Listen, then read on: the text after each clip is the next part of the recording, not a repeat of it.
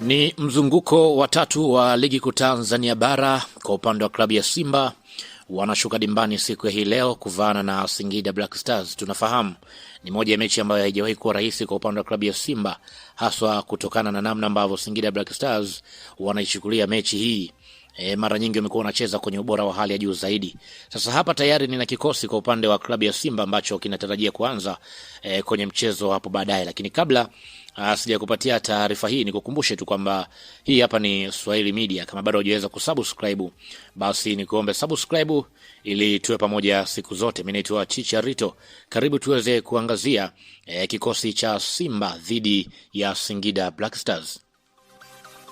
Golini yupo golikipa Hussein Abel. Kwa upande wa golikipa Hussein Abel, jukumu lake kubwa zaidi kwenye mchezo wa siku hii leo ni kufanya kwenye upande wa lango la klabu hiyo kuwa na usahihi zaidi, yani kulinda yale mashambulizi ambayo Singida watakuwa wanayafanya. Kwa upande wa kocha, atakuwa akimhitaji zaidi Abel awe na mawasiliano na mabeki wake wa juu kwa ajili ya kuwaweka sawa zaidi ili timu iwe timamu zaidi kwenye upande wa kuzuia. Lakini pia kwenye upande wa beki ya pembeni kulia yupo Nassan Chilambo. Kwa upande wa Chilambo atakuwa na jukumu la kulinda upande wa kulia, lakini wakati Simba inamiliki mpira, kocha anaweza kumtaka zaidi Chilambo kupanda juu kwa ajili ya kuweza kupiga cross. Hii itakuwa ni muhimu kwa upande wa klabu, hasa itakuwa inamfanya winga ambaye anacheza naye kwenye upande huo atakuwa akiingia ndani zaidi kwa ajili ya kuongeza idadi ya washambuliaji. Lakini pia Nixon Kibabage atacheza kwenye upande wa beki ya pembeni kushoto. Kwa upande wa Kibabage tunafahamu ni mchezaji ambaye ana uwezo mzuri wa kusaidia Simba kwenye upande huo wa kushoto, lakini pia ni mzuri zaidi pia kwenye eneo la kushambulia. Tumeweza kuona namna ambavyo amekuwa anacheza.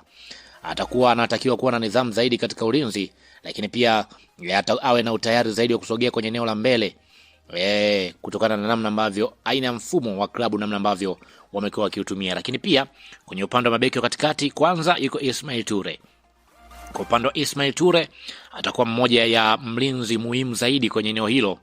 Tunafahamu ana nguvu, ana uwezo wa kupambana mipira aina yote, lakini pia amekuwa ni mchezaji ambaye ana uwezo mzuri wa kupiga ile mipira ya vichwa kama ikitokea kona. Huyu ni mchezaji ambaye amekuwa ni muhimu zaidi.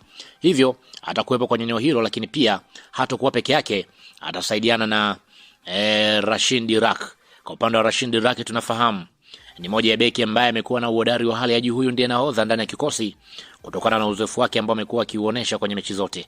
Ni mchezaji ambaye atakuwa na jukumu ya yeye kusimama kwenye eneo hilo huku akisaidiana na Ismail Ture. Lakini pia tunafahamu sifa yake kubwa zaidi ni kuanzisha pia mashambulizi kutokana na vile ambavyo amekuwa anacheza. Lakini pia kiungo wa chini yupo Yusuf Kagoma. Kwa upande wa Kagoma tunafahamu huyu ndiye ambaye anatarajiwa zaidi kutazamwa kuzuia mashambulizi ambayo atakuwa anapitia kwenye eneo la katikati, hasa kutokana na namna ambavyo Singida atakuwa akicheza. Tunafahamu kazi yake haitaishia kwenye kukaba tu, lakini pia Simba inapopata mpira, Kagoma anatakiwa kusogea zaidi kwenye eneo la mbele kwa ajili ya kuunganisha safu ya ulinzi. Wakati huo pia juu yake atakuwa akisaidiana na Neo Maema. Kwa upande wa Maema tunafahamu huyu ni mchezaji ambaye amekuwa ni muhimu katika kuunganisha kiungo.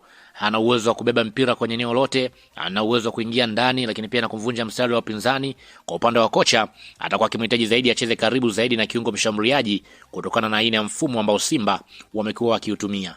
Kratos Chota Chama ndiye ambaye atasimama kwenye eneo la juu, yani kiungo mshambuliaji. Simba wanamtizama Chama kama ni muhimili mkubwa wa kuanzisha mashambulizi, hasa kupiga zile pasi zake ambazo amekuwa anazitumia zaidi katika mchezo huu. Kwa upande wa kocha atakuwa ataki Chama akae sehemu moja, lakini pia anaweza kushuka kuchukua mpira pamoja na Neo Maema wanaweza kuwa nasogea kwenye eneo la mbele kwa ajili ya kuongeza idadi. Lakini pia Libase Geye atasimama kwenye eneo ya winga pembeni kulia. Kwa upande wa Geye tunafahamu huyu ndiye silaha kubwa kwa upande wa klabu ya Simba. Mpaka sasa hivi tayari amepiga assist 3. Ya maana kwamba ukitazama kasi yake, uwepo wake kwenye eneo la mbele unaifanya Simba kuwa na uimara wa hali ya juu. Ya maana kwamba huyu ndiye ambaye anatazamwa zaidi kama ndiye muhimili mkubwa kwa upande wa klabu ya Simba kutokana na namna ambavyo amekuwa anacheza. Wakati huo pia kwenye eneo la winga pembeni kushoto yupo Anset Oura. Kwa upande wa Oura tunafahamu huyu ndiye silaha muhimu, ana uwezo wa kutumia kasi, nguvu yake namna ambavyo amekuwa anaitumia. Kocha anaweza akamfanya Anset Oura kuingia kwenye eneo la ndani pale ambapo Nixon Kibabage anasogea kwenye eneo la mbele. Tunafahamu namna ambavyo amekuwa anacheza mara zote. Lakini pia Elimpanzu ndiye ambaye atasimama kama mshambuliaji wa mwisho. Elimpanzu tunafahamu akikutana na Singida amekuwa na uwezo mzuri zaidi wa kuweza kufunga. Kwa hiyo kitu pekee ambacho tunakwenda kukitazama kwa upande wake ni namna ambavyo amekuwa anawanyanyasa Singida Black